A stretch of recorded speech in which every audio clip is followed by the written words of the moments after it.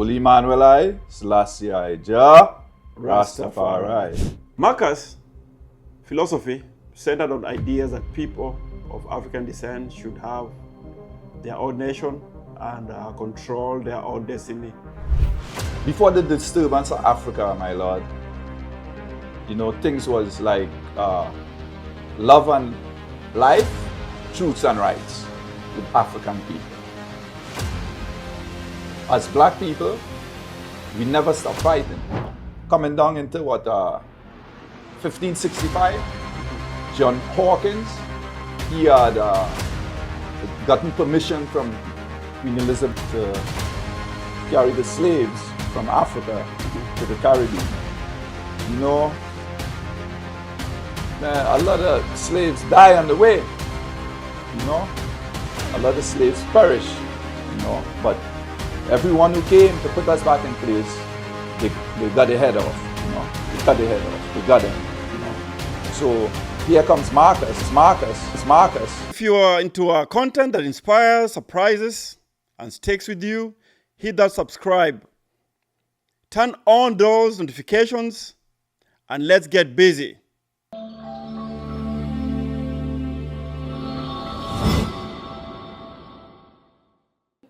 Yo, what's good? It's your boy JBZ. I'm back with the one and only elder Jah Daudi. He's a dedicated Rasta who's all about serving the kings of kings and lords of lords, conquering land of Judah. Yeah, His Imperial Majesty Empire Haile Selassie, the rightful ruler. Jah Rastafari. Holy Manuelai, Selassie I, Jah Rastafari. Blessing. In this episode, it's going to school us on Marcus Garvey and his impact on the Rastafari movement. But please like and subscribe to my YouTube channel, share my videos, and hit that notification bell so you don't miss out my new stuff. Russ, bless us and drop some knowledge on us. Give thanks, my lord, for being here for JBZ production. Give thanks for being here, I'm honored to be here again.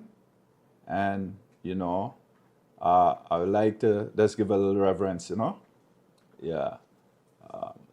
Peace, perfect peace in this dark world of sin. The blood of niggers whispers peace within. Holy Manuelai, Selassie I, Jah Rastafari. Marcus' philosophy centered on ideas that people of African descent should have their own nation and control their own destiny. In your own words, how did you go with that? Yes, my lord. Before the disturbance of Africa, my lord, things was like love and life, truths and rights with African people.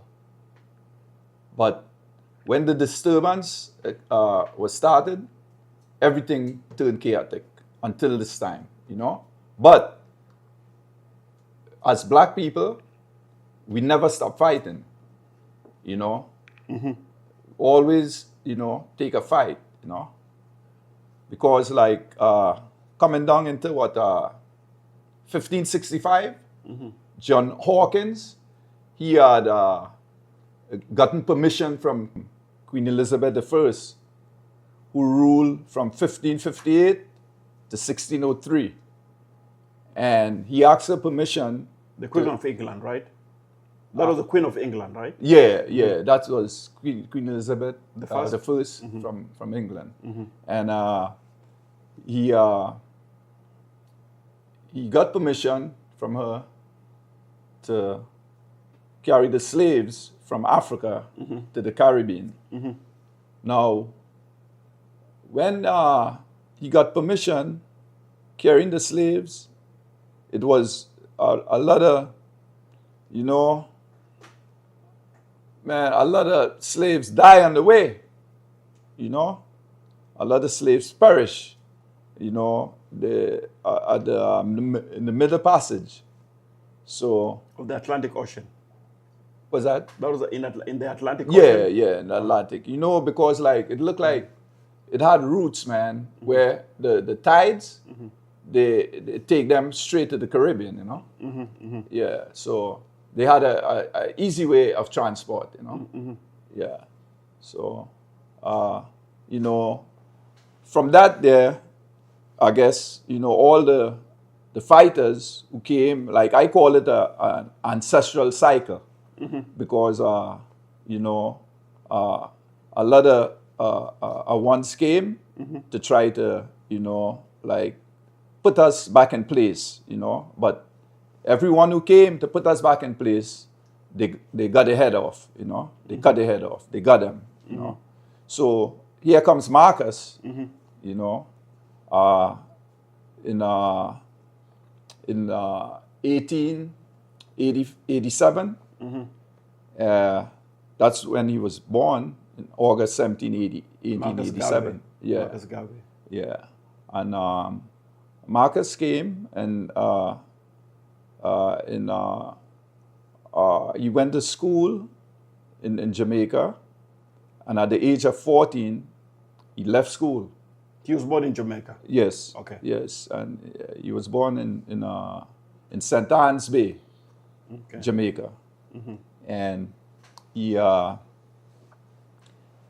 left school at the age of 14, and he became a printer's apprentice. Yeah, and he you know, started to do the apprentice thing, and after the apprentice work he was doing, he saw the condition of black people, you know, and he wanted to kind of move through the earth to see the condition of black people, you know, other places. So he made a trot to South America, Central America, Panama, and then he went to England. So on his trot to England, That's when he was 14 years old, or? no, he, Just like early he was probably about 25. 25 yeah, years. Yeah, Yes. yeah. And he went to England, and in England he met one of his mentors. He called him Ali, and his mentor introduced him to the library where he got in, because without his mentor he couldn't get in the library, because his mentor was of one of those organizations which you have to be in order to let someone into the library. So he got into the library, and in the library he discovered a book that was published by Booker T. Washington. Yes. And that book, the title of the book was Up From Slavery. So in the book, he saw that Booker T. Washington had the same aspirations like he did. That's when You know, he's still in England at this time, right? Yeah. He still was in England. And, well, that trot he made from Jamaica when he left to see the other places. That was like from 1910 to 1914. Yeah, that when they make the trek, you know, like 4 years, you know. Yeah. So in England now, seeing that book, it inspired him to, you know, to go do the work, you know, because like he saw Booker T. Washington was doing the work in Tuskegee Institute, you know, where he created the institute, you know, like an industrial institute. That's what they called it, you know. And at the institute, they were taught, you know, to empower themselves, you know, and in different areas, you know, like, you know, the trades. He teaches them the trades and everything, you know. And you know, at Tuskegee Institute too, I don't know if you ever heard of it, but that's where a lot of fighter pilots came out of, you know. That was a military base?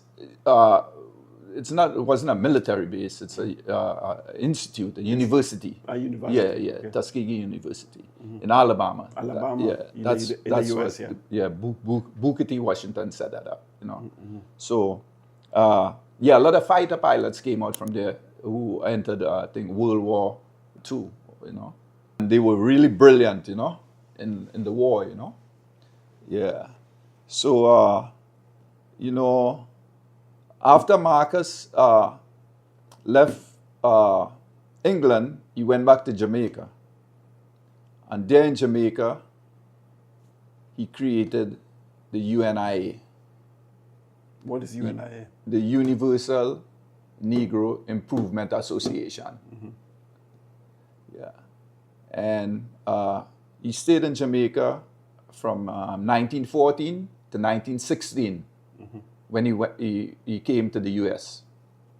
And in the U.S. he was really accepted in a good way because the black people here was down and out, and someone like Marcus who came and for what he stood for, he waked the people up. He started waking them up, and they saw that, and they kind of. It was a good response with the people towards him, for what he stood for. So, in that stead, he was very a powerful lecturer, and speaker. He was a philosopher. And his intention was to really, free up black people, to, rise them up, to be in in the position where they could take care of themselves, and create, create businesses and, that's be self-sustenance, So if you say, do you remember what part of the United States when he came over here? Yeah, he came to Harlem. Harlem. He was in Harlem in New York. Jah Daudi. You see, earlier you mentioned about Booker T. As you know, many of guys, I don't know, wonder who's this guy, Booker T? Well, Booker T, he was an American author and orator. He was born into slavery in the year 1856. And he was the first leader to be appointed in Tuskegee University. And he was the founder also of the National Negro League. Or Business League? National Negro Business League, yeah. Oh, okay. All right, so tell us. Yeah, and this is what kind of, inspired Marcus Garvey too, Yeah, so Marcus Garvey, he went back to Jamaica, and then he spent 4 years in Jamaica, and then he went to England in 1916. Yeah, he came back from England in 1914, 15, 16. Well, 2 years, he spent in Jamaica before he came to the U.S. And while in Jamaica, though, he founded the UNIA,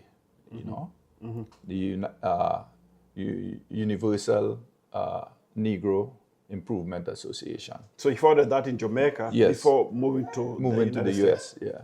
Stop. But the first chapter he opened when he came to the United States was in Harlem.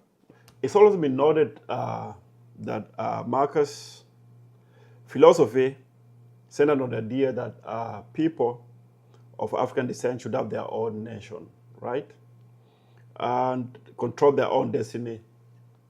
How successful was he with this?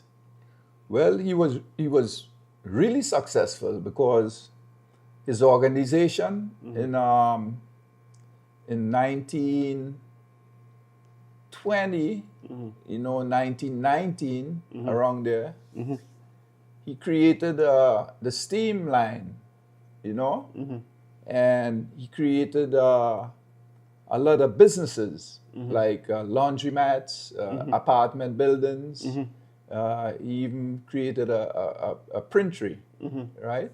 So, and the organization, he had over 2 million members all over the world, different chapters, all over the world.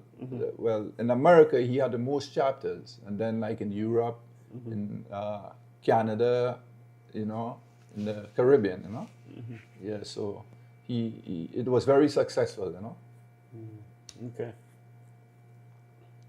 So it's also noted he got deported from the U.S. Due to fraud. I think there's something to do with the steam line, right? The steam line industry. Well, it was a setup.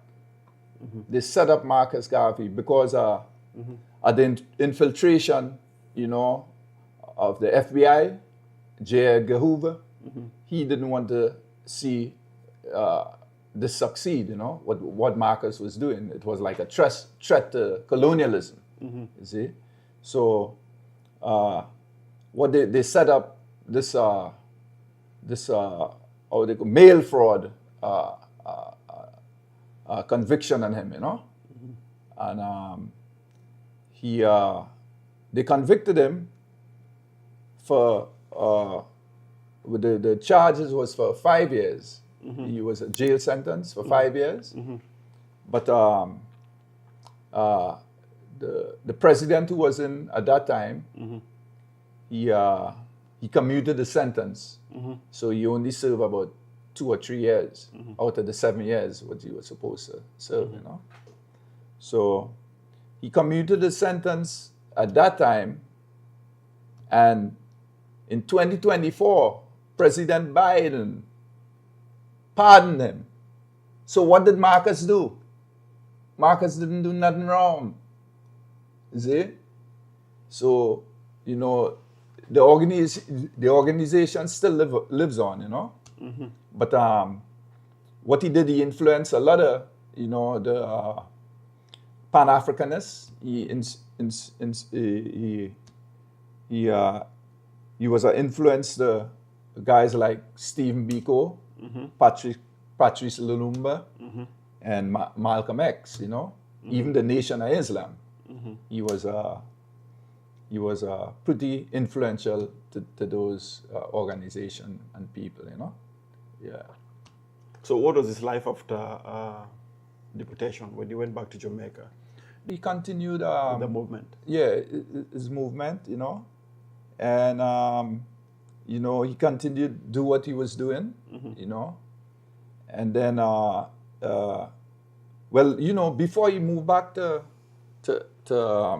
Jamaica, even at the same time around when they, like a little bit probably before they put the fraud on him, a guy shot him. He shot Marcus, in his scalp and in his leg, but he survived it. But the next day, the guy committed suicide. They had him in jail and he jumped through the window and killed himself. In America? Yeah, in America. But that same... What was the motive? Well, the motive was like, he shot a man. He shot Marcus, So he couldn't, I guess, take the pressure of shooting a great man like that. So what he did, he committed suicide. But that same day he committed suicide, Marcus, with the shots, he got, he was doing a rally in Pennsylvania. So that's how strong that little man is, you know?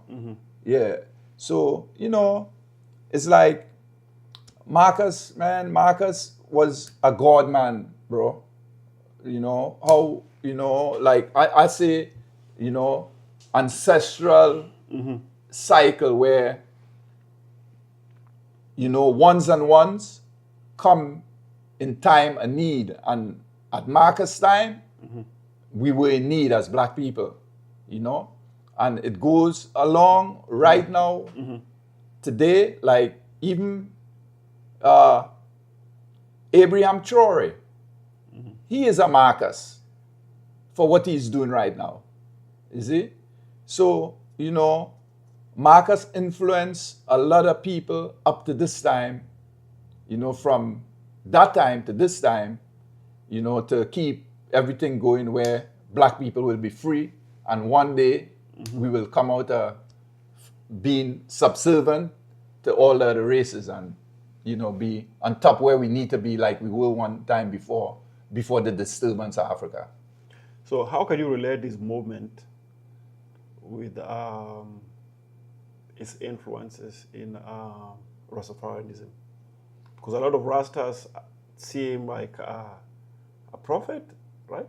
Yeah, he's the greatest prophet who came out of a woman's womb. John, Marcus I, Selassie I, Jah, Rastafari. Marcus, like with the Back to Africa movement, that's what we emphasize as Bobo Shanti.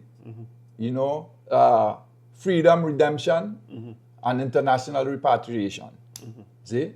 For all black people, you know, all our people, you know. But Marcus never did one time said he hated white folks, right? Because it's nothing but color. And, you know, they just take color and use it against us, right? It's nothing but color. You see a white man coming there, he could be a god or a devil. You see a black man coming, he could be a god or a devil said way. You see a white woman coming, she could be a goddess or a deviless. You see a black woman coming, she could be a goddess or a deviless. It's nothing but color. It's a heart for a kingdom. Get your heart right and you will enter. Oh, those were his teaching. Those were part of his teachings. Tell us about the flag. Red, black, and what? Red, black, and green. Green, yeah. Yeah, well, that Marcus created that flag, and he also created the anthem, you know. Yeah, the flag represent like you know, freedom, you know. Yeah, for us black people, you know. Yeah, like the red is for the blood, all the blood what was shed from that time till this time, you know? Yeah. The black is for the people, us black people. And the red and the green is for the land. For the land. Yeah. Okay. The rich land of Africa. Okay. So how did Marcus die? Marcus? What are the causes of his death? Marcus left Jamaica in 1935. This after deportation, right? Well, yeah, after the deportation was somewhere in 1927, around 23 to 27, around there, you know? And he went back to Jamaica and he continued with what he was doing, you know? Movement. Yeah, he continued the movement. And he left Jamaica and went back to England in 1935, where, you know, he was still doing a little bit of the works, you know, but he eventually passed in 1940 of several strokes. Oh, yeah, stroke. Yeah. That's all we have. Marcus I, Selassie I, Jah, Rastafari. So, anyway, thanks, Brother Elder, for all the information you gave us about Marcus. That's all we have today until we meet again. for the next episode.